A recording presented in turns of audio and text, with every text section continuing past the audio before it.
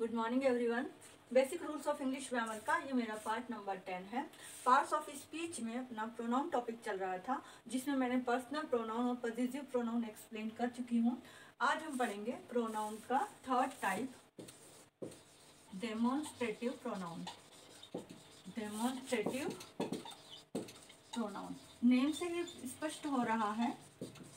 Demonstrative जो word बना है वो बना है डेमोन्स्ट्रेशन से।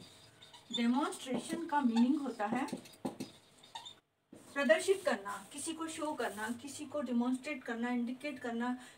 तो इस तरह के जो डेमोन्स्ट्रेशन वर्ड्स डेमोन्स्ट्रेशन के लिए यूज किए जाते हैं उन्हें हम प्रोनाउन कहेंगे। इसकी डेफिनेशन होगी the pronoun which are used to indicate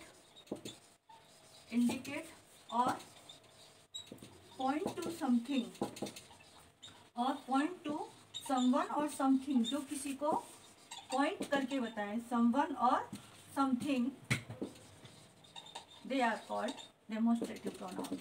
उन्हें हम क्या कहेंगे? डेमोन्स्ट्रेटिव प्रोनाउन कहेंगे। जो किसी व्यक्ति को या किसी थिंग को, किसी ऑब्जेक्ट को इंडिकेट करते हुए बताते हैं, उन्हें हम डेमोन्स्ट्रेटिव प्रोनाउन कहते हैं। डेमोन्स्ट्रेटिव प्रोनाउन का फंक्शन क्या है किसी सेंटेंस में? They are used to avoid repetition of noun. They are used to avoid, वो नाउन के रिपीटिशन को अवॉइड करते हैं।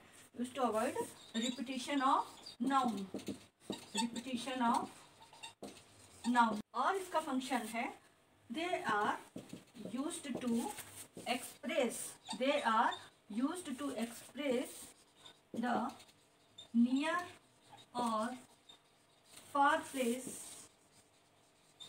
Of noun. नाउन के नियर और फार प्लेस पर होने की पोजीशन को एक्सप्रेस करता है। मीन्स जो डेमोन्स्ट्रेटिव प्रोनाउन के दो मेन फंक्शन है। एक तो वो नाउन के रिपीटिशन को रोकेगा, जैसे मैंने कहा कि दिस इज माइन, यह मेरा है ना। मैंने ये नहीं कहा this pen is mine. This pen कहने पर दिस का फंक्शन अलग हो जाता है, वो एडजेक्टिव कहलाता है वहां पर। लेकिन मैंने कहा सिर्फ दिस इज माइन, तो यहाँ पर मैंने नाउन जो कि पेन है उसका नेम नहीं लिया है और मैंने सिर्फ ये कहा दिस, इंडिकेट किया है इसकी और दिस इज माइन। और यही ऑब्जेक्ट यदि कहीं दूर रखा हुआ है, कोई पेन दूर है, तो मैं उसके लिए कहूंगी दैट इज माइन, या दैट इज योर, या दैट इज माइन, या दिस इज योर्स। हम कुछ भी कह सकते हैं, लेकिन हम उसकी पोजीशन को देखेंगे कि वो नियर प्लेस पर है या फार प्लेस पर है। और दूसरा, हम उस जगह उस नाउन का नेम ना लेकर सिर्फ हम उसे इंडिकेट करेंगे। तो ये डेमोन्स्ट्रेशन की डेफिनेशन है, जो किसी ऑब्जेक्ट को इंडिकेट करती है या पॉइंट करते हुए किसी व्यक्ति या वस्तु को बताती है। अब हम देखेंगे कौन कौन से ऐसे प्रोनाउंस होते हैं जो किसी ऑब्जेक्ट या पर्सन को इंडिकेट करते हैं। उनके हम एग्जांपल्स देखेंगे। डेमोन्स्ट्रेटिव प्रोनाउन फर्स्ट है दिस, जैसे मैंने अभी आपको बताया दिस इज माइन, है ना, तो मैंने पेन ना बोल करके सिर्फ ये कहा दिस। दूसरा है दैट, जैसे यही पेन यदि दूर रखा हुआ हो तो अपन क्या कहेंगे? That is mine. ऐसा ही ये तो दोनों है सिंगुलर के लिए। यदि प्लूरल ऑब्जेक्ट हो, जैसे एक की जगह दो पेन हो मेरे पास, तो मैं क्या कहूंगी? दीज आर माइन, यह दोनों मेरे हैं, दीज। और यही दोनों पेन यदि दूर रखे हुए हैं मुझसे, तो मैं क्या कहूंगी? Those are mine. दोज भी क्या कर रहा है? यह वर्ड प्रोनाउन की तरह एक्ट हो रहा है और यह हमें शो कर रहा है, इंडिकेट कर रहा है, दीज। इसकी जगह और बहुत सारे एग्जांपल्स हैं, और भी प्रोनाउन हैं, जैसे द फॉर्मर। फॉर्मर मतलब पहले वाला। ये मैं आपको जब सेंटेंस दूंगी उसमें आपको एक्सप्लेन करूंगी। द लेटर, लेटर मीन्स बाद वाला। द फर्स्ट मतलब सबसे पहला वाला जो है वो भी इंडिकेट कर रहा है, द फर्स्ट, है ना। ऐसा ही द लास्ट, उसमें से जैसे बहुत सारे लोग खड़े हैं तो द लास्ट, है ना, उसमें से जो लास्ट में है वो। द सेम, सेम भी क्या कर रहा है यहाँ पर? ये बता रहा है कि सेम ऐसा ही। और एक और एग्जांपल है इसका, सच, ठीक है, ये सच, द सेम, द लास्ट। अब देखो दिस का यूज कहाँ पर होता है? जब कोई ऑब्जेक्ट सिंगुलर हो, जब कोई ऑब्जेक्ट सिंगुलर है ना, और कहाँ पर हो, वो नियर प्लेस पर हो। कोई ऑब्जेक्ट जब अपने पास में हो तो उसके लिए दिस कहेंगे।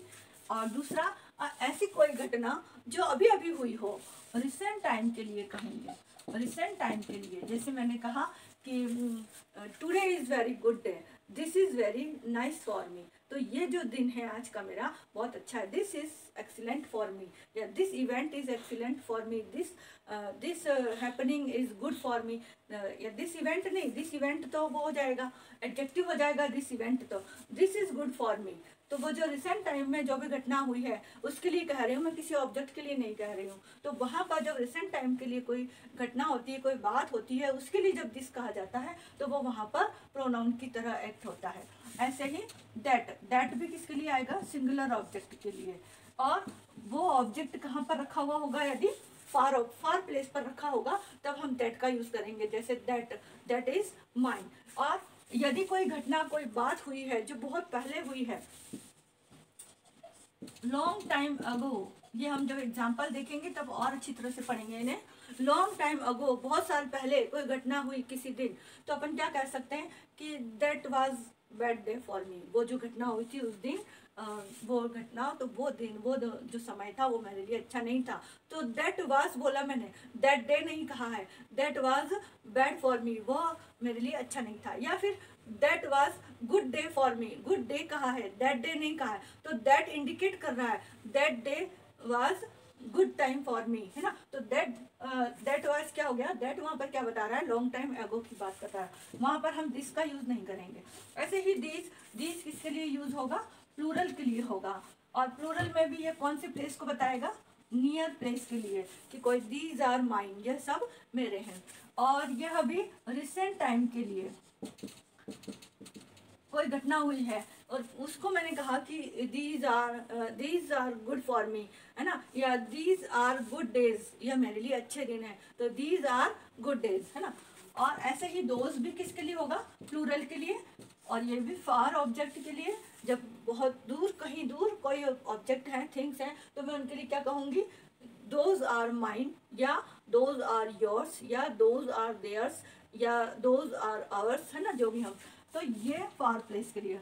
और दोज का भी हम यूज करते हैं जब बहुत पहले कोई घटना हुई है और वो बात हम बता रहे हैं, वो इंसिडेंट, वो घटना, वो इवेंट कोई है, तो उसके लिए यदि हम कोई बात करेंगे तो दोज का यूज करेंगे, है ना। Those were golden days when I was living in Beawar, those were good days for me, वो दिन मेरे लिए बहुत अच्छे थे। तो दोज वर इंडिकेट किया है मैंने, दोज डेज नहीं कहा है, दोज वर गुड डेज, है ना। ऐसे ही द फॉर्मर और द लेटर को हम एक साथ पढ़ेंगे। द फॉर्मर और द लेटर, ये आउट ऑफ टू, किसी भी दो थिंग है या दो घटना है, आउट ऑफ टू में से यूज करते हैं। तो उसके लिए जब पहले वाले के लिए हम फॉर्मर कहते हैं और दूसरे वाले के लिए हम लेटर। जैसे हम एग्जाम्पल लेते हैं, काउ एंड डॉग्स, है ना, cow and dogs are pet animals, दोनों क्या है, पालतू पशु हैं। अब काउ पहले लिखा है, डॉग बाद में है, काउ एंड डॉग। तो अब काउ के लिए मैंने नेक्स्ट सेंटेंस में लिखा, the farmer gives us milk and the latter guard our house. The latter के दूसरे वाले क्या करते हैं, हमारे हाउस की सुरक्षा करते हैं। द फार्मर किसके लिए, काउ के लिए। और दूसरे नंबर पे क्या है, डॉग, तो डॉग के लिए हमने क्या लिखा, द लेटर। तो इसी तरह से जब हम किसी पहले व्यक्ति के लिए दो में कंपैरिजन करते हुए पहले के लिए कुछ कहेंगे तो द फार्मर का यूज करेंगे, और जब दूसरे वाले के लिए कुछ कहेंगे तो द लेटर का यूज करेंगे। ऐसे ही द फर्स्ट और लास्ट में तो हम मोर देन टू में भी कर सकते हैं, मोर देन टू। जैसे कि there are 5 students in a queue, एक क्यू में 5 स्टूडेंट्स हैं, the first is the smallest and the last is the tallest boy, है ना। अब क्या कविता है मैंने इसमें कि जो फर्स्ट है वहाँ पर द फर्स्ट के बाद कोई नाउन का यूज नहीं हो रहा है, the first is the smallest, मतलब जो पहला वाला है वो सबसे छोटा है और जो लास्ट वाला है वो सबसे लंबा है। तो यहाँ पर भी हमने द फर्स्ट और द लास्ट यहाँ पर प्रोनाउन की तरह एक्ट होंगे, ठीक है। ऐसे ही द सेम जैसे the same which you have I want, या the same I want, which you have. मैंने क्या कहा, मुझे वही चाहिए जो तुम्हारे पास है। द सेम, मैंने कोई नाउन नहीं बताया, कोई ऑब्जेक्ट नहीं बताया, उसका कोई नेम नहीं लिया, बस ये कहा the same you have I want, है ना, मुझे वही चाहिए जो तुम्हारे पास है।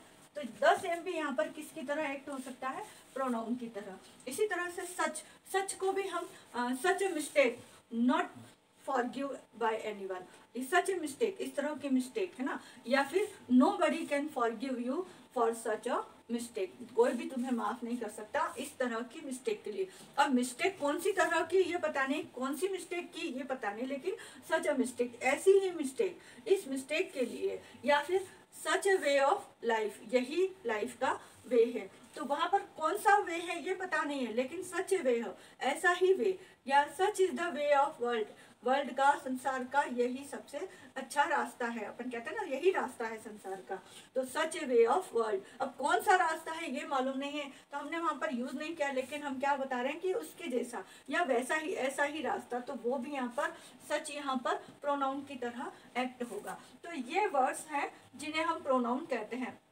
यदि इन्हीं वर्ड्स के आगे नाउन लग जाता है तो यही वर्ड्स डिमॉन्स्ट्रेटिव एडजेक्टिव कहलाते हैं। आपको मैं फिर से बताना चाहूंगी कि जैसे दिस बॉय लिखा मैंने, या दिस बुक इज माइन कह दिया, तो दिस बुक अब आ गया, तो वो दिस वहां पर उस सेंटेंस में डिमॉन्स्ट्रेटिव प्रोनाउन नहीं कहलाएगा, डिमॉन्स्ट्रेटिव एडजेक्टिव कहलाएगा। इसलिए डिमॉन्स्ट्रेटिव प्रोनाउन, अभी मैं आपको आगे एडजेक्टिव पढ़ाने वाली हूँ, उस एडजेक्टिव में हम, उसके भी यही टाइप होगा एक डेमोन्स्ट्रेटिव एडजेक्टिव, उसमें भी यही सारे वर्ड्स होंगे, लेकिन उसमें क्या होगा कि उन सबके आगे एक नाउन लगा हुआ होगा, तो वो डिमॉन्स्ट्रेटिव एडजेक्टिव कहलाएंगे। जबकि ये क्या है, डिमॉन्स्ट्रेटिव प्रोनाउन है, इनके आगे सेंटेंस में नाउन नहीं आएगा, नाउन एब्सेंट रहेगा, उससे पहले वाले सेंटेंस में आ सकता है, लेकिन इस सेंटेंस में जहाँ इनका यूज हो रहा है वहां पर वो अंडरस्टूड होगा नाउन, वहां पर नाउन लिखा नहीं जाएगा। जैसे आई हैव अ बुक, है ना, मैंने कहा, इसमें मैंने बुक के बारे में बता दिया, but this book is also mine, लेकिन but this is also mine, this is also mine, यह भी मेरी है, तो वहां पर अपन ने क्या किया है, बुक का जिक्र नहीं किया है। तो अब हम देखेंगे कुछ इनसे रिलेटेड कुछ एग्जाम्पल्स।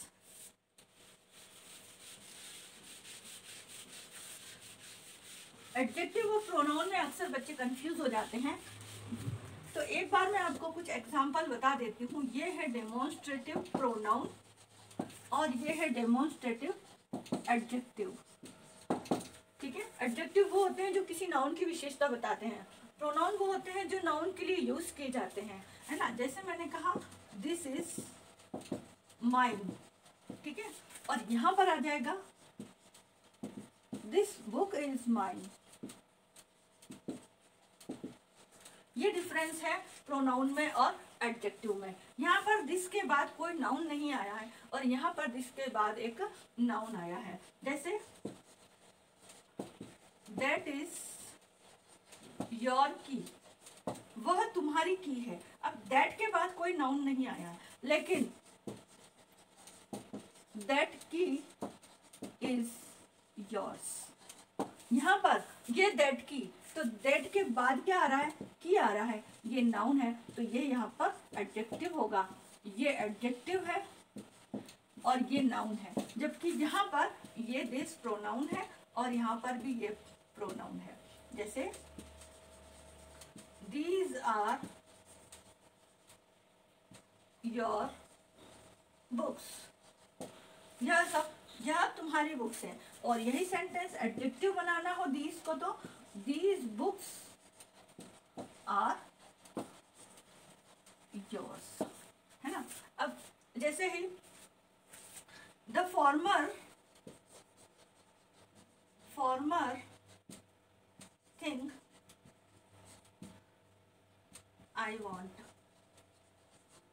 अब यहाँ पर थिंग नहीं आएगा, क्योंकि मैं क्या किसके लिए कह रही हूँ, प्रोनाउन के लिए कह रहे हैं, तो हम यहाँ नाउन का यूज नहीं करेंगे। द फॉर्मर आई वॉन्ट, पहले वाली मुझे चाहिए, यहाँ पर लिखेंगे the former thing I want, पहले वाली चीज मुझे चाहिए, मैं चाहती हूँ। तो यहाँ पर हमने नाउन का यूज किया है और यहाँ पर हम नाउन का यूज नहीं करेंगे। ऐसे ही जैसे मैंने यहाँ लिखा the same I like, the same I like, मैं भी वही पसंद करती हूँ। क्या, यह पता नहीं चल रहा है। शायद इसके पहले वाले सेंटेंस में मालूम चल रहा होगा कि मैं किस चीज़ की बात कर रही हूँ, लेकिन इस सेंटेंस में पता नहीं चल रहा है। द सेम आई लाइक, वही मुझे भी, मैं पसंद करती हूँ। और यहाँ पर the same song I like, अब यहाँ पर मैंने क्या लिख दिया है, सॉन्ग लिख दिया है। तो यहाँ पर द सेम क्या हो गया, एडजेक्टिव हो गया। वही सॉन्ग मुझे भी पसंद है, विच यू लाइक, जो भी तुम जो तुम पसंद करते हो। ऐसे ही सच, सच कैन नॉट कंसिडर, ऐसा बिल्कुल भी कंसिडर नहीं किया जाएगा। अब क्या कंसिडर नहीं किया जाएगा ये पता नहीं चल रहा है, लेकिन जो कुछ भी है वो कंसिडर नहीं किया जाएगा। सच कैन नॉट कंसिडर, और यहाँ पर हम लिख सकते हैं सच मिस्टेक, वह गलती, ऐसी गलती, कैन नॉट कंसिडर, ऐसी गलती कंसिडर नहीं की जाएगी। यहाँ पर सच के बाद हमने क्या लगा दिया, नाउन लगा दिया है। तो यही डिफरेंस है डेमोन्स्ट्रेटिव एडजेक्टिव में, जो आपको क्लियर कर लेना है कि इनके बाद यदि नाउन आ जाता है तो वो एडजेक्टिव होते हैं, प्रोनाउन नहीं होते हैं। और यहाँ पर इनके बाद नाउन नहीं आता है तो वो डेमोन्स्ट्रेटिव प्रोनाउन कहलाते हैं। ठीक है, अब हम देखेंगे कुछ एग्जाम्पल्स। ये डेमोन्स्ट्रेटिव प्रोनाउन के कुछ एग्जाम्पल्स हैं। दिस इज डेलिशियस, अब दिस के बाद कोई नाउन नहीं है और ये बता रहा है कि ये बहुत डेलिशियस है। इसका मतलब इसके पहले वाले सेंटेंस में अंडरस्टूड होगा कि हम किस चीज़ की बात कर रहे हैं, लेकिन वहाँ उस नाउन को रिपीटेशन को अवॉइड करने के लिए हम केवल दिस कह रहे हैं। जैसे मैंने एग्जांपल हम लेते हैं कि आई कुक्ड मैगी, मैंने मैगी बनाई, वो इससे पहले वाला सेंटेंस होगा। उसके बाद अब मैं वापस मैगी को के रिपीटेशन को अवॉइड करने के लिए क्या कहूँगी, दिस इज डेलिशियस, क्योंकि अंडरस्टूड है किसकी बात चल रही है, जो मैंने बनाई है उसी की बात चल रही है कि दिस इज डेलिशियस, है ना। अब इस लुक एट दैट, उसे देखो, जैसे मान लो इसके अब किसको देखें ये पता नहीं है, लेकिन दैट क्या कर रहा है, इंडिकेट कर रहा है किसी नाउन के लिए कह रहा है। तो वो दैट क्या है, जैसे मान लो इससे पहले वाली लाइन में मैंने कहा कि a beautiful sparrow is sitting on the electrical wire, एक इलेक्ट्रिकल वायर पर कोई सुंदर सी चिड़िया बैठी हुई है ना। लुक एट दैट, उसे देखो, तो वो क्या हो गया। अब यहाँ पर मैंने उस स्पैरो के नेम को, रिपीटेशन को अवॉइड करने के लिए सिर्फ इतना ही कहा है, लुक एट दैट, है ना। Throw this but not that, इसे फेंक दो पर उसे नहीं। अब यहाँ पर इससे पहले वाले सेंटेंस में बात चल रही होगी कि किसको फेंकना है और किसे नहीं फेंकना है। यहाँ पर इस सेंटेंस में हमने उस नाउन के रिपीटेशन को अवॉइड किया है, उसे नहीं बताते हुए सिर्फ इतना कहा है, throw this but not that, इसे फेंक दो पर उसे नहीं फेंकना है। Keep these in fridge but not those, इन्हें फ्रीज में रख दो, जो पास में है उसके लिए कहा जा रहा है कि इन्हें फ्रीज में रख दो परंतु उन्हें मत रखना। तो इसका मतलब क्या हुआ कि ये पहले वाले सेंटेंस में आ चुका है कि क्या है वहाँ पर और क्या पास में है और क्या दूर है, लेकिन इस सेंटेंस में हमने नाउन को फिर से रिपीट नहीं किया है, सिर्फ उसकी जगह हमने दीज और दोज लिख दिया है, जो कि ये उस नाउन की जगह आ रहे हैं। इसलिए इस दीज और दोज को हम यहाँ पर डेमोन्स्ट्रेटिव प्रोनाउन कहेंगे, क्योंकि ये इंडिकेट कर रहे हैं कि these in fridge but not that, उन्हें नहीं रखना है। ऐसे ही हैव यू चार्ज दिस, क्या तुम इसे चार्ज कर सकते हो, क्या तुम इसे चार्ज कर चुके हो। तो यहाँ अंडरस्टूड है, चार्ज हम किसे करते हैं, जनरली मोबाइल को करते हैं। तो मोबाइल, इससे पहले कोई सेंटेंस कहा होगा, योर मोबाइल इज डिस्चार्ज, तुम्हारा मोबाइल डिस्चार्ज हो गया है। हैव यू चार्ज दिस, क्या तुम इसे चार्ज कर चुके हो। तो यहाँ पर हमने दिस लिखा है, वापस मोबाइल नहीं लिखा है, क्योंकि हमने क्या किया, उसके नाउन को अवॉइड किया है। यहाँ पर मैंगोज हैव स्पॉइल्ड, मैंगोज खराब हो चुके हैं। थ्रो दोज अवे, उन्हें दूर फेंक दो। अब इस सेंटेंस में हमने मैंगो का रिपीटेशन नहीं किया है, उनकी जगह, मैंगोज की जगह हमने किसे लिख दिया है, दोज को लिख दिया है। Those were the golden days, वो हमारे गोल्डन डेज थे। तो यहाँ पर दोज किसके लिए आ रहा है, उन दिनों के लिए जो पहले कोई डेज थे जिनके बारे में बता रखा है, वो डेज क्या थे, गोल्डन डेज थे। तो यहाँ पर सिर्फ उन दिनों को हमने क्या किया है, सिर्फ यहाँ पर इंडिकेट किया है, इसके आगे हमने नाउन का यूज नहीं किया है, उसके रिपीटेशन को अवॉइड किया है। यहाँ पर डू यू लाइक दिस, क्या तुम इन्हें पसंद करते हो। अब दीज जो भी होगा, वहाँ पर जो भी ऑब्जेक्ट होंगे बहुत सारे होंगे, इसलिए दीज है, दो या दो से ज़्यादा होंगे, तो डू यू लाइक दिस। अब यहाँ पर भी हमने नाउन को मेंशन नहीं किया है, सिर्फ इंडिकेट किया है कि क्या तुम इन्हें पसंद करते हो। मे आई टेक दैट प्लीज, क्या मैं उससे ले सकता हूँ जो मेरे से दूर है। जिसे मान लो आप कोई बच्चा गलती से मोबाइल ले जाता है स्कूल में, है ना, और प्रिंसिपल को पता चल जाता है और वो उससे मोबाइल ले लेते हैं वापस, है ना। अब वो बच्चा ऑफिस में जाता है और प्रिंसिपल से कहता है, यदि वो मोबाइल टेबल पे रखा है उसके सामने उसे दिख रहा है तो वो पूछेगा मे आई टेक दिस प्लीज, क्या मैं इसे ले सकता हूँ। लेकिन मोबाइल प्रिंसिपल ने अलमीरा के या किसी ड्रॉर में रख दिया, अंदर रख दिया। अब वो बच्चा कह रहा है कि सॉरी सर, अब मैं नहीं लेकर आऊंगा इसे, मे आई टेक दैट प्लीज, क्या मैं वो ले सकता हूँ, है ना। तो वहां पर उसने दैट किसके लिए यूज किया है, मोबाइल के लिए। क्या, क्योंकि वो मोबाइल के बारे में बात चल रही है, दोनों के लिए अंडरस्टूड है, तो वो किसकी बात चल रही है, मोबाइल के लिए। अब ये सेंटेंस में उसने मोबाइल का यूज नहीं किया है, सिर्फ इतना ही कहा है मे आई टेक दैट प्लीज, क्या मैं उसे ले सकता हूँ। तो वो जो मोबाइल के लिए वर्ड यूज किया गया है उसे हम क्या कहते हैं, डेमोन्स्ट्रेटिव प्रोनाउन कहते हैं। I can not believe this, मैं इस पर विश्वास नहीं कर सकती। अब कोई ना कोई बात है जो पहले से चल रही है, उस बात को यहाँ अवॉइड किया गया है, केवल उसके लिए क्या लिखा है, दिस लिखा हुआ है, उसे इंडिकेट किया जा रहा है कि इस पर मुझे विश्वास नहीं हो सकता है या मैं इस पर विश्वास नहीं कर सकती हूँ। तो I can not believe this. This is lighter than that. अब मान लो कोई ऑब्जेक्ट है, उसको हाथ में लेकर उन्होंने कहा कि यह बहुत हल्का है। किससे हल्का है, उस पहले दूसरे वाले से हल्का है। जो पास में है वो हल्का है और जो दूर है वो थोड़ा भारी है। तो उसमें नाउन के रिपीटिशन को अवॉइड करते हुए सिर्फ सेंटेंस बना है this is lighter than that, यह उससे हल्का है। और वो आपस में जो बातचीत चल रही है उनके अंडरस्टूड है कि कौन हल्का है और कौन भारी है।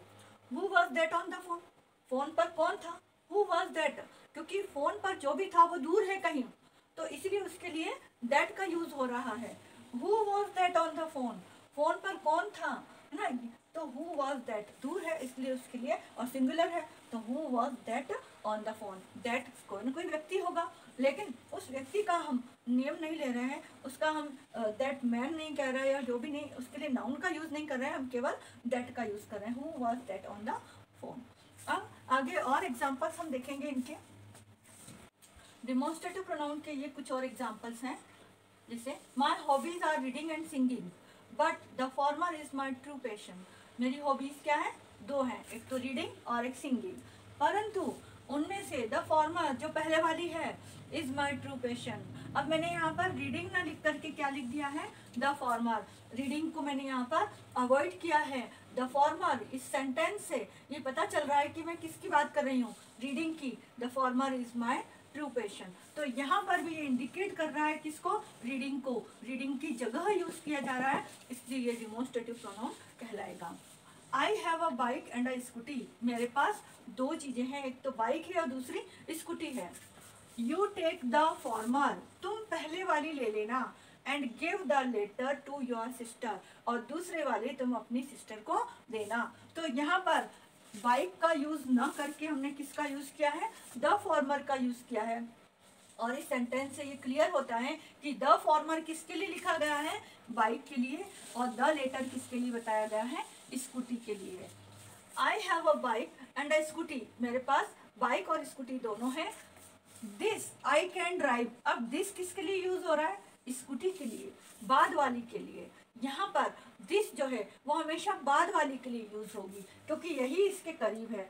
दिस आई कैन ड्राइव, यह मैं चला सकती हूँ, बट नॉट दैट, लेकिन क्या नहीं चला सकती, बाइक नहीं चला सकती, तो ये इसके लिए यूज हो रहा है। तो दिस और दैट, इसी तरह से दीज और दोस्त का भी यूज होता है। दीज जो लास्ट में लिखते हैं उसके लिए होता है क्योंकि वही उसके करीब होता है, और दोस्त जो सबसे पहले लिखी जाती है उसके लिए यूज होता है। जैसे यहाँ पर टू बाइक्स और टू स्कूटी होता, suppose I have two bikes and two scooties, है ना। तो फिर मैं क्या कहती, these I can drive, these किसके लिए, ये दोनों स्कूटी तो मैं चला सकती हूँ, बट नॉट दोज, लेकिन वो दोनों में नहीं चला सकती। तो दीज और दिस और दैट, इसी तरह से दीज और दोज, दिस जो है वो उसके सेकंड वाले के लिए और दैट फर्स्ट वाले के लिए यूज होता है।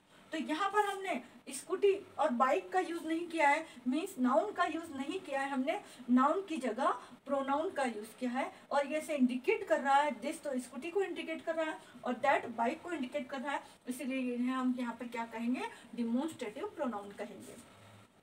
माई father brought some mangoes and some apples, मेरे फादर कुछ मैंगोज और कुछ एप्पल्स लेकर आए हैं।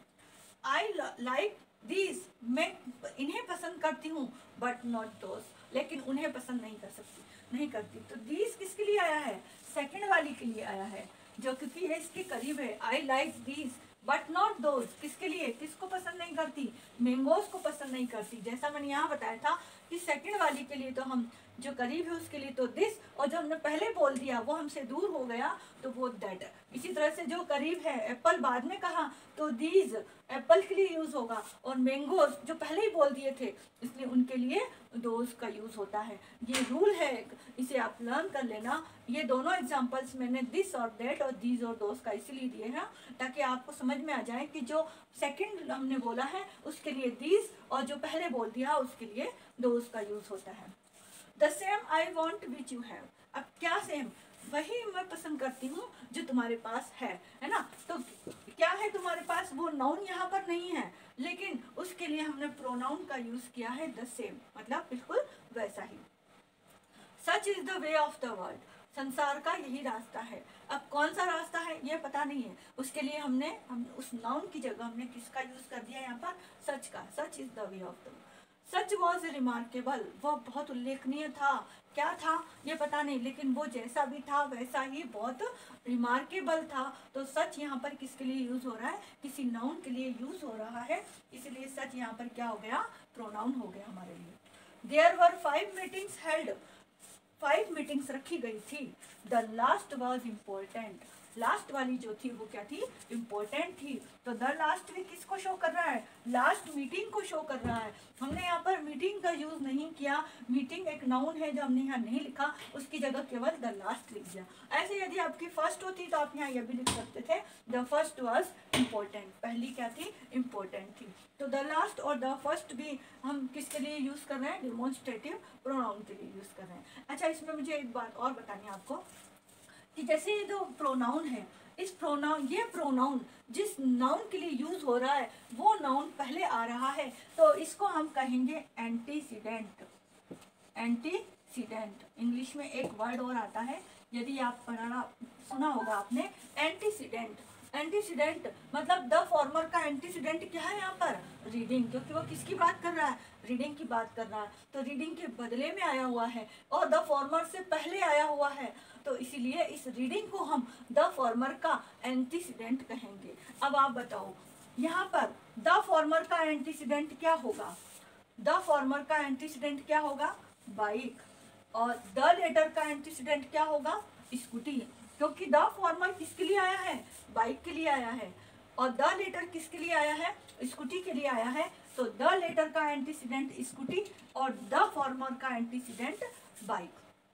ऐसे ही यहाँ पर भी दिस का एंटीसीडेंट क्या होगा, दिस का एंटीसीडेंट होगा स्कूटी, क्योंकि दिस किसके लिए यूज हुआ है, यहाँ पर स्कूटी के लिए यूज हुआ है, इसलिए दिस का एंटीसीडेंट स्कूटी होगा और दैट का एंटीसीडेंट बाइक होगा। दैट किसके लिए यूज हो रहा है यहाँ पर, बाइक के लिए, और दोनों नाउन इनसे पहले बैठे हुए हैं, इसलिए उनके लिए हम क्या कहेंगे, antecedent. My father brought some mangoes and some apples, I like these, these किसके लिए यूज हो रहा है, एप्पल के लिए। तो ये जो दीज है, दीज का एंटीसीडेंट क्या होगा, एप्पल, और दोज का एंटीसीडेंट क्या होगा, मैंगोज, दोज का एंटीसीडेंट मैंगोज होगा। अब यहाँ पर the same I want which you have, यहाँ पर इसका कोई नाउन बैठा हुआ नहीं है, ये अंडरस्टूड है। ऐसे ही सच के लिए भी यहाँ पर कोई नाउन नहीं आया है, सिर्फ ऐसा कहा गया है। तो जिस सेंटेंस में जब उसका नाउन उससे पहले बैठा हुआ हो तो वो नाउन क्या कहलाते हैं, उनके एंटीसीडेंट कहलाते हैं। ये एक वर्ड है जिसे आपको लर्न कर लेना है, ठीक है। अब हमारा नेक्स्ट टाइप है डिस्ट्रीब्यूटिव प्रोनाउन। डिस्ट्रीब्यूटिव प्रोनाउन बना है डिस्ट्रीब्यूशन से। डिस्ट्रीब्यूशन का मीनिंग होता है डिस्ट्रीब्यूट करना, वितरण करना, बांटना। डिस्ट्रीब्यूटिव प्रोनाउन 4th टाइप का है डिस्ट्रीब्यूटिव प्रोनाउन, जो कि किससे डिराइव किया गया है, डिस्ट्रीब्यूशन से। और डिस्ट्रीब्यूशन का मीनिंग क्या हो गया, बांटना, वितरण करना। जैसे मैं स्कूल चॉकलेट लेकर गई, बहुत सारी चॉकलेट्स लेकर गई, और मैंने मॉनिटर से कहा कि इसे डिस्ट्रीब्यूट कर दो, तो मॉनिटर जो है वो मेरे सेंटेंस से समझ जाएगा कि मुझे एक एक बच्चे को चॉकलेट देनी है। डिस्ट्रीब्यूट करने का मतलब क्या हुआ कि हर एक को मुझे चॉकलेट, हर बच्चे को, एक एक बच्चे को मुझे चॉकलेट देनी है। तो जब ऐसा कोई वर्ड ये शो करे किसी ग्रुप में कि हर एक के लिए बोले, एक एक के लिए बोले, एक एक का मीनिंग शो करे, तो ऐसे प्रोनाउन को हम डिस्ट्रीब्यूटिव प्रोनाउन कहते हैं। और ये हैं, पहले हम डेफिनेशन देख लेते हैं इसकी। द प्रोनाउन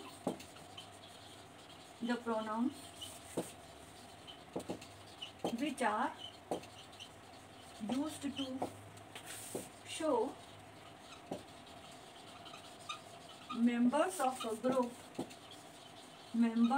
group separately, जब वो ग्रुप के किसी मेंबर्स को सेपरेटली शो करे, और टू शो वन थिंग और one person of a group at a time, एक समय में जब वो एक पर्सन या एक थिंग की बात करे, ग्रुप के एक पर्सन या एक थिंग की बात करे, तो उसे हम कहते हैं distributive pronoun. The pronouns which are used to show members of a group separately, जब वो किसी ग्रुप के मेंबर को सेपरेटली इंडिकेट करे, हर एक को सेपरेटली इंडिकेट करे, उसे हम डिस्ट्रीब्यूटिव प्रोनाउन कहते हैं। इनके एग्जांपल्स हैं डिस्ट्रीब्यूटिव प्रोनाउन के, कौन कौन से होते हैं। एक तो होता है each, either, neither, any, anyone, none, everyone. ये जो नाउन्स हैं, ये नाउन्स ये शो करते हैं कि कोई ग्रुप है, उस ग्रुप में से हर एक के लिए शो करते हैं, हर एक को इंडिकेट करते हैं। जैसे ईच जो है वो दो या दो से ज़्यादा लोगों के लिए यूज़ किया जा सकता है। जैसे टू और मोर देन टू, दो या दो से ज़्यादा पर्सन हो तो उनके लिए यूज़ किया जा सकता है। जैसे each of them will get this, है ना, तुम लोगों में सबको एक एक चीज़ यहाँ मिलेगी, जो भी है। या अब आइदर और नाइदर का आपको ध्यान रखना है। ओनली फॉर टू, ये केवल दो में से ही, आउट ऑफ टू, दो में से ही कंसिडर किया जाता है। आइदर यू और ही, ऐसा कहते हैं ना हम, आइदर यू और ही विल गो देयर। तो आइदर और नाइदर, ये दोनों का यूज हमेशा दो में से ही होता है। Neither of you will go there, तुम में से कोई भी नहीं, अब तुम में से कोई नहीं मतलब तुम दो में से कोई नहीं। या either of you will go there, तुम दो में से कोई एक वहां जाएगा। Neither of you will go there, तुम दोनों में से कोई भी एक भी नहीं जाएगा। तो ये जो आइदर और नाइदर है, ये हमेशा टू पर्सन के लिए कंसिडर किए जाते हैं। बाकी एनी, एनीवन, नन, एवरीवन, ये मोर देन टू में से कंसिडर किए जाते हैं, जहां पर दो या दो से ज़्यादा पार्टिसिपेंट्स हों। मोर देन टू पार्टिसिपेंट्स या पर्सन्स या people, more than two participants, ठीक है। Any of them can come here, उनमें से कोई भी यहाँ आ सकता है, कोई भी आ सकता है। या एनीवन कैन गो देयर, कोई भी, एनीवन मतलब कोई भी वहाँ जा सकता है। ये प्रोनाउन है, इसलिए इनके आगे हम नाउन का यूज नहीं कर रहे हैं। नन वाज देयर, वहाँ कोई नहीं था। नन वाज प्रेजेंट देयर, वहाँ कोई भी उपस्थित नहीं था। नन वाज एब्सेंट देयर, वहाँ कोई भी अनुपस्थित नहीं था। तो हम नन का यूज भी दो से ज़्यादा लोगों के लिए करते हैं। एवरीवन, एवरीवन के हम एवरीबडी भी कर सकते हैं यहाँ पर। एवरीवन, एवरीबडी और एवरीथिंग, ये सब एक ही टाइप के प्रोनाउंस हैं। एवरीवन कैन कम, कोई भी, हर कोई आ सकता है ना। एवरीबडी, जैसे एवरीवन लाइक्स हिम, हर कोई उसे पसंद करता है। या everybody wants to go there, हर कोई वहाँ पर जाना चाहता है। और एवरीथिंग जब थिंग के लिए, जब लाइफलेस आइटम के लिए हम यूज़ करते हैं, किसी ऑब्जेक्ट के लिए हम यूज़ करते हैं, तो एवरीथिंग का यूज़ कर सकते हैं। जैसे या फिर किसी इंसिडेंट या इवेंट के लिए कि एवरीथिंग इज़ पॉसिबल, इस संसार में हर कुछ, सब कुछ पॉसिबल है, तो everything is possible. Everything he can take, वह सब कुछ ले सकता है। और एवरीवन और एवरीबडी केवल पर्सन के लिए आता है, और एवरीथिंग नॉन लिविंग थिंग्स के लिए आता है। मतलब एवरीवन एवरीबडी लिविंग थिंग्स के लिए और एवरीथिंग नॉन लिविंग थिंग्स के लिए। यहाँ पर मैस्कुलिन फेमिनिन के लिए आप कंसिडर कर सकते हो कि कोई भी हो सकता है उसमें, ठीक है ना। तो everyone can come here, everyone can go there. तो ये जो जितने भी प्रोनाउंस हैं वो सारे डिस्ट्रीब्यूटिव प्रोनाउन के लिए आते हैं, क्योंकि जितने भी मेंबर हैं उसके लिए हम प्रत्येक के लिए इंडिकेट कर रहे हैं यहाँ पर। तो अब हम देखेंगे इनके कुछ एग्जाम्पल्स, ठीक है। डिस्ट्रीब्यूटिव प्रोनाउन के कुछ एग्जाम्पल्स हैं। Each gets one chocolate daily. अब ईच का मतलब होता है प्रत्येक। ईच का मीनिंग क्या होता है? प्रत्येक। प्रत्येक मतलब कि जो भी हैं वहाँ पर, जो बच्चे हैं, स्टूडेंट्स हैं, जो भी हैं, गेट्स वन चॉकलेट डेली, वो डेली एक चॉकलेट प्राप्त करते हैं। तो प्रत्येक रोज एक चॉकलेट प्राप्त करते हैं, इसका मीनिंग ये हुआ। तो ईच का मतलब यहाँ पर क्या हुआ कि जितने भी स्टूडेंट्स हैं वो सारे में से सभी मतलब कि प्रत्येक व्यक्ति, प्रत्येक बच्चा एक चॉकलेट प्राप्त करता है। She has given pencil to each. वह प्रत्येक को एक एक पेंसिल दे चुकी है। इसका मतलब क्या हुआ कि वह प्रत्येक को पेंसिल दे चुकी है, मतलब कि जितने भी बच्चे हैं उनमें से हर एक को एक एक पेंसिल मिल चुकी है। Either of you will go there. अब मैंने आपको बताया था आइदर हमेशा दो में से होता है, हम यूज करते हैं आइदर और। आइदर यू और ही विल गो देयर, या तो तुम या वह वहाँ जाएगा। लेकिन आइदर का यूज हम अकेले भी कर सकते हैं। वैसे आइदर और नाइदर नॉर दोनों साथ में भी यूज होते हैं। आइदर का हम अकेले भी यूज कर सकते हैं किसी सेंटेंस में। Either of you will go there, तुम दो। आइदर का मतलब क्या है? सिर्फ दो में से ही होता है, तो तुम दो में से कोई एक वहाँ जाएगा। Neither of you can come here, तुम दो। नाइदर भी किस में से होता है? दो में से ही होता है। तो नाइदर ऑफ यू, तुम दोनों में से कोई नहीं, कैन कम हियर, कोई भी यहाँ नहीं आ सकता, मतलब तुम दोनों ही यहाँ नहीं आ सकते। तो ये भी दो में से एक एक के लिए क्लियर बता रहा है कि तुम दोनों में से कोई नहीं। Any of them can take this. अब उनमें से कोई एक यह ले सकता है। मतलब इसका मतलब क्या हुआ कि जितने भी हैं लोग, उनकी काउंटिंग पक्का नहीं कितने लोग हैं, मतलब जितने भी लोग हैं वहाँ पर उनमें से कोई एक, कोई भी, एनी ऑफ देम, कोई भी ले सकता है। Any of them can take this, उनमें से कोई भी ले सकता है यह। He has not any. Any का और हम लास्ट में भी यूज कर सकते हैं, मतलब कि उसके पास कुछ नहीं है। यहाँ एनी के बाद यदि कोई प्रोनाउन आ जाता है तब तो हम ये मान लेते हैं कि ये एनी जो है वो एडजेक्टिव है। लेकिन यहाँ पर एनी के बाद कोई नाउन नहीं आया है। एनी के बाद यदि कोई नाउन आ जाता है तो हम मानते हैं कि वो एडजेक्टिव है। जैसे he has no any chocolate, he has no any chocolate, उसके पास कोई चॉकलेट नहीं है। यदि यहाँ पर इसके आगे चॉकलेट या कोई नाउन लिखा हुआ होता तो हम मानते कि ये एनी जो है वो एडजेक्टिव का काम कर रहा है यहाँ पर, परंतु इसके बाद कोई नाउन लिखा हुआ नहीं है तो ये एनी यहाँ पर क्या है? प्रोनाउन का काम कर रहा है, क्योंकि वो किसी नाउन के बदले में आ रहा है। जैसे मैंने पूछा कि हैव यू एनी, तुम्हारे पास कुछ है? तो तीसरे व्यक्ति ने कहा ही हैज़ नॉट एनी, उसके पास कुछ नहीं है ना, ही has not any. Anyone can come for the performance, कोई भी परफॉर्मेंस के लिए यहाँ आ सकता है। एनीवन का भी मतलब कि उनमें से कोई भी एक। Anyone can come for the performance, तो कोई भी एक यहाँ पर आ सकता है। Everyone should obey his parents, हर एक व्यक्ति को, एवरीवन का मतलब क्या हुआ? हर व्यक्ति को पेरेंट्स की बातों को ओबे करना चाहिए। तो यहाँ पर एवरीवन, जितने भी लोग हैं, चाहे वो 100 हो, 1000 हो, जितने भी लोग हैं, हर व्यक्ति को, पेरेंट्स को ओबे करना चाहिए। Everything that he said was true. अब ये जो एवरीवन है वहाँ एवरीबडी भी हो सकता है। एवरीवन और एवरीबडी सेम थिंग है, एक माइनर डिफरेंस है दोनों में। एवरीवन तो फॉर्मल लैंग्वेज में यूज़ किया जाता है और एवरीबडी इनफॉर्मल लैंग्वेज में यूज़ किया जाता है। जैसे कि एवरीवन लाइक्स हिम, हर व्यक्ति उसे चाहता है। तो एवरीवन यदि हम फॉर्मल लैंग्वेज में यूज़ करना चाहें तो एवरीवन का कर लेते हैं, और यदि हम इनफॉर्मली बोलना चाहें कि एवरीबडी क्लैप्ड, हर व्यक्ति ने ताली बजाई, तो ये क्या हुआ? एवरीबडी इनफॉर्मली यूज किया जा रहा है। बाकी दोनों का मीनिंग दोनों का पर्सन के लिए ही आता है। दोनों एवरीवन और एवरीबडी किसी व्यक्ति के लिए ही बोले जा सकते हैं। अब एवरीथिंग जो है वो किसी नॉन लिविंग थिंग के लिए आता है, किसी थिंग के लिए यूज किया जाता है। एवरीथिंग मतलब प्रत्येक वस्तु, या फिर किसी बात के लिए भी हम इसका यूज कर सकते हैं। जैसे everything that he said was true, उसने जो कुछ भी कहा, मतलब जो कुछ भी उसने बताया, एवरीथिंग, सब कुछ जो उसने बताया वो सही था। तो यहाँ पर न तो थिंग है न पर्सन है। यहाँ पर इस सेंटेंस में एवरीथिंग क्या है, वो बातें हैं जो उसने बताई। तो एवरीथिंग का यूज़ हम किसी थिंग के लिए, नॉन लिविंग थिंग के लिए, लाइफलेस आइटम के लिए यूज़ कर सकते हैं, और या फिर हम किसी इंसिडेंट के लिए, किसी घटना के लिए, या फिर किसी बात के लिए इसका यूज़ कर सकते हैं। जैसे एवरीथिंग इज़ पॉसिबल, आपने सुना होगा everything is possible, nothing is impossible. हर चीज़ यहाँ पर पॉसिबल है। तो कोई घटना भी पॉसिबल है, कोई चीज़ भी पॉसिबल है, और कोई इवेंट कुछ भी पॉसिबल है, उसके लिए कहा जा रहा है everything she can take.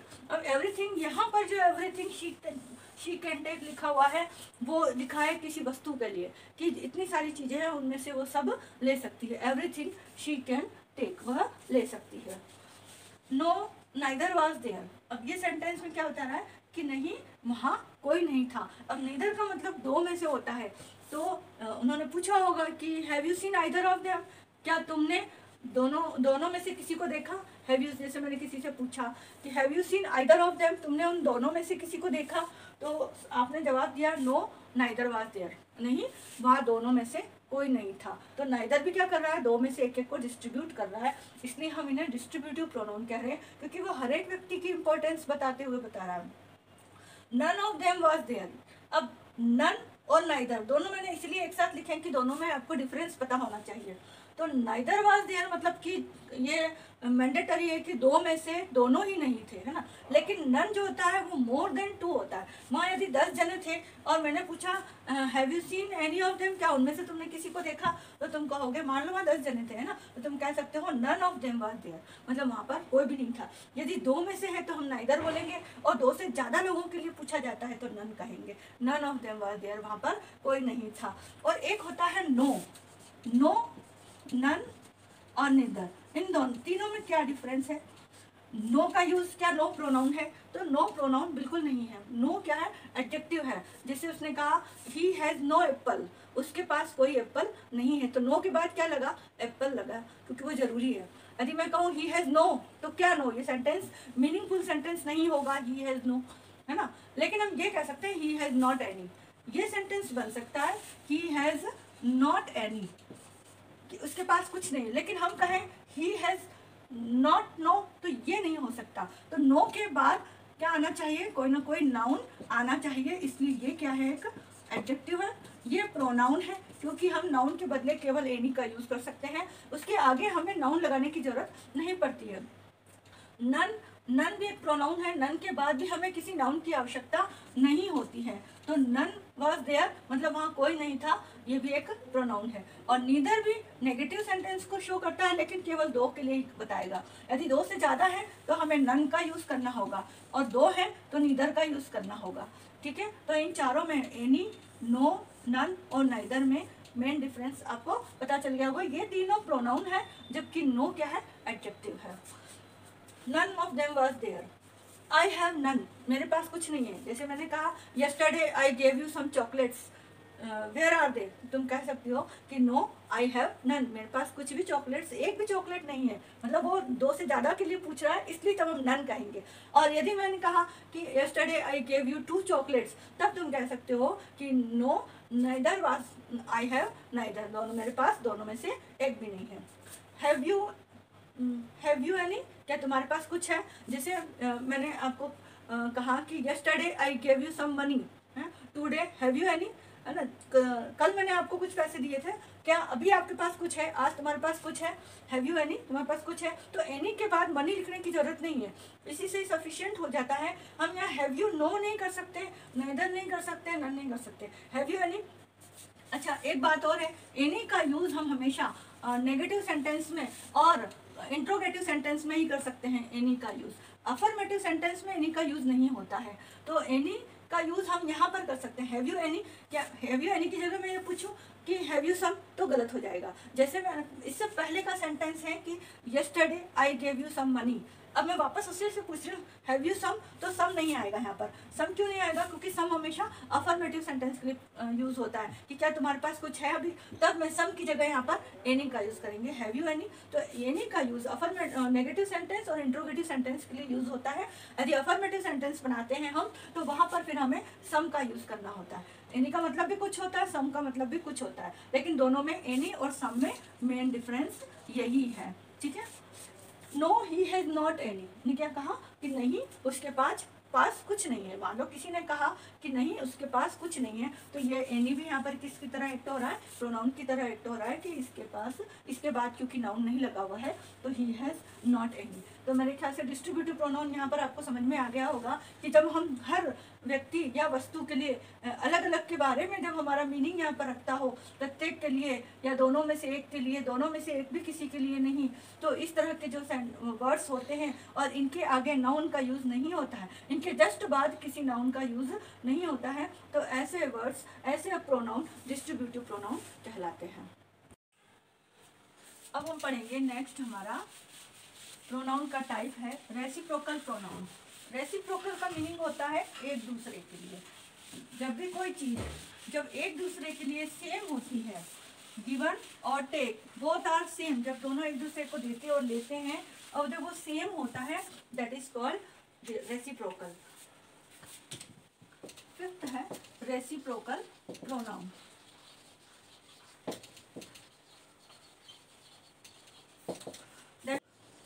Definition है प्रोनाउंस विच इंडिकेट, जो इंडिकेट करते हैं, वो प्रोनाउन जो इंडिकेट करते हैं म्यूचुअल एक्शन। म्यूचुअल मतलब एक दूसरे के ऊपर जो एक्शन हो रही है, म्यूचुअल एक्शन और रेसिप्रोकल रिलेशनशिप, और उनके आपस में जो रिलेशनशिप, जो रेसिप्रोकल रिलेशनशिप हो रही है, ऐसे वर्ड्स नाउन कहलाते हैं। म्यूचुअल एक्शन और रेसिप्रोकल रिलेशनशिप को इंडिकेट करते हैं, they are called reciprocal pronoun. उन्हें हम क्या कहते हैं, रेसिप्रोकल प्रोनाउन कहते हैं। अब रेसिप्रोकल प्रोनाउन में आपको सिर्फ दो ही प्रोनाउन याद रखने हैं, each other and one another, each other and one another. जैसे दे लव ईच अदर, अब ईच अदर में हम केवल टू पार्टिसिपेंट्स ही यूज होते हैं, यहाँ पर केवल दो पार्टिसिपेंट्स ही वर्क करते हैं, टू पार्टिसिपेंट्स, और पर्सन्स भी कह सकते हैं इनको, दो पर्सन।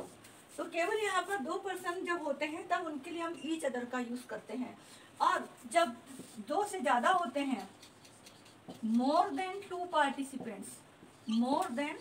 पार्टिसिपेंट्स और पर्सन्स, जब दो से ज्यादा होते हैं तो उनके लिए हम वन अनदर का यूज करते हैं।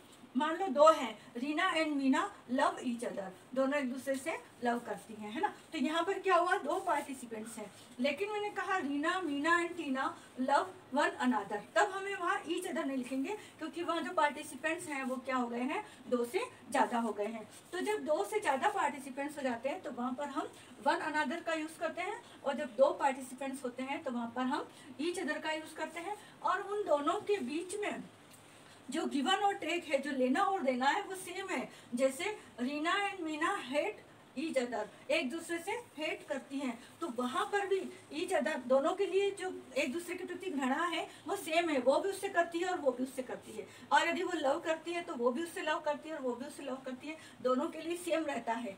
ऐसे ही वन अनदर में मैंने आपको बताया, Reena, Meena and Tina love one another, एक दूसरे से, तो तीनों एक दूसरे से लव करती हैं। यदि तीनों Reena, Meena and Tina hate one another यदि हम करते हैं तो तीनों क्या करती हैं, ये तीनों एक जैसी ही चीज़ एक दूसरे को लेती और देती है। इसे ही हम क्या कहते हैं, रेसिप्रोकल प्रोनाउन कहते हैं। और ये सबसे इजी प्रोनाउन है, इसमें आपको केवल दो प्रोनाउन ही याद रखने हैं, each other and one another. अब हम देखेंगे इनके कुछ एग्जाम्पल्स। ये एग्जाम्पल्स हैं रेसिप्रोकल प्रोनाउन के। Why don't you believe each other, अब यहाँ पर ये कहा जा रहा है कि तुम एक दूसरे पर विश्वास क्यों नहीं करते हो। अब जब भी, जहाँ भी ईच अदर आ जाए, ये अंडरस्टूड है कि किन्हीं दो लोगों से बात की जा रही है। ये जो ईच अदर है वो दो लोगों के लिए बोला जा रहा है कि तुम एक दूसरे पर विश्वास क्यों नहीं करते हो। Why are you blaming one another, यहाँ पर वन अनदर आया है, यहाँ पर ये दो से ज़्यादा के लिए बताया जा रहा है। वन अनदर जहाँ भी आ जाए तो आपको अंडरस्टूड है कि आपको वहाँ समझ जाना है कि दो से ज़्यादा पार्टिसिपेंट्स हैं, और ईच अदर है तो दो ही पार्टिसिपेंट्स हैं। All Indians should love one another, सभी इंडियंस को आपस में फ्रेम करना चाहिए। तो यहाँ इंडियंस तो बहुत सारे हैं ना, तो उनके लिए हमें किसका यूज करना पड़ेगा, वन अनादर के लिए।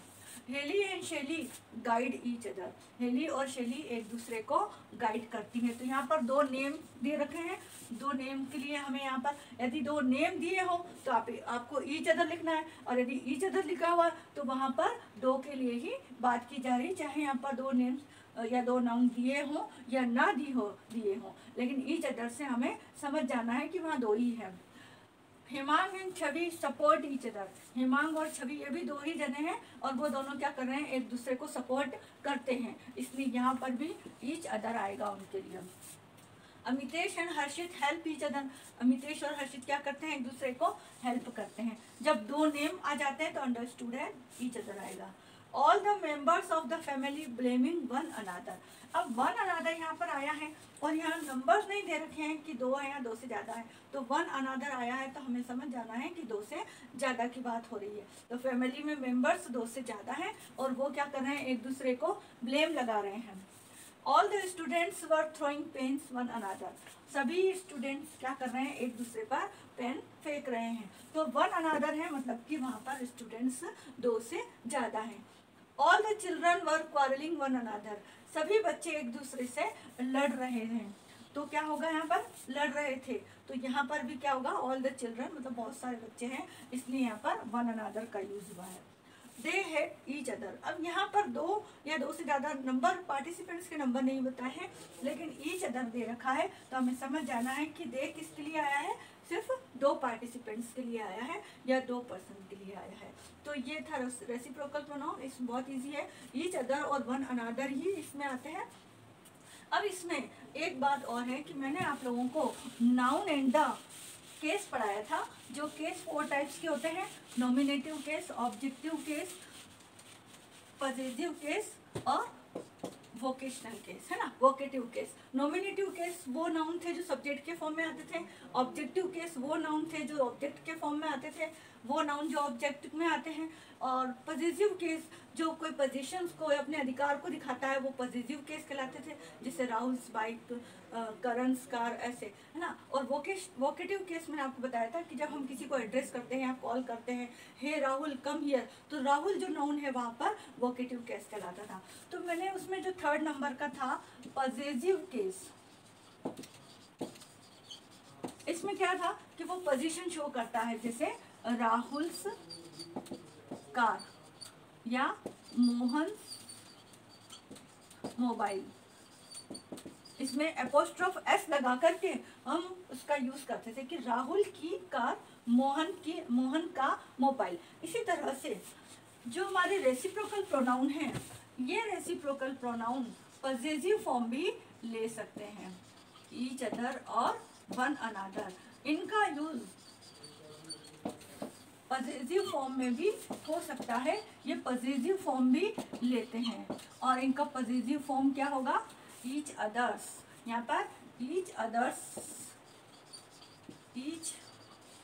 अदर्स, अब यहाँ कोई नाउन आ जाएगा, ऐसे ही one अनादर्स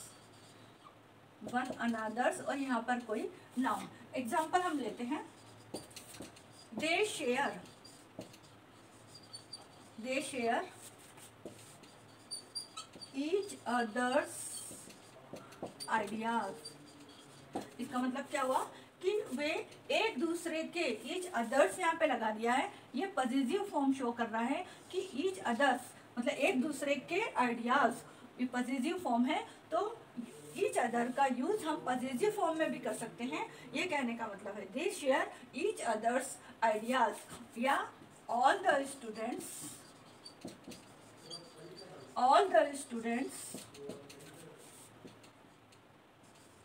share one another's book, ना। तो सभी स्टूडेंट्स एक दूसरे की बुक्स को शेयर करते हैं। अब यहाँ पर स्टूडेंट्स दो से ज़्यादा है, तो हमने यहाँ पर किसका यूज़ किया, वन अनादर का। अब हमें पॉजिटिव फॉर्म बताना था कि बुक्स के लिए एक दूसरे की किताबें, एक दूसरे के आइडियाज़, तो का के की के लिए जो कि हम पढ़ चुके हैं, एपोस्ट्रोफ एस लगाया जाता है तो ईच अदर्स और वन अनदर्स में भी आप क्या कर सकते हो, पॉजिटिव फॉर्म शो करने के लिए एपोस्ट्रोफ एस लगाकर नाउन लिख सकते हो। तो केवल ये प्रोनाउन, ये वही प्रोनाउन है जिनमें हमें एपोस्ट्रोफ लगाना है। बाकी किसी और जितने भी हम टाइप हमने पढ़े हैं और आगे हम पढ़ेंगे उनमें कहीं भी एपोस्ट्रोफ एस का यूज नहीं होता है। फिर आपने पॉजिटिव प्रोनाउन पढ़े थे। अब पॉजिटिव प्रोनाउन में और इन रेसिप्रोकल प्रोनाउन में क्या डिफरेंस है? Positive pronoun,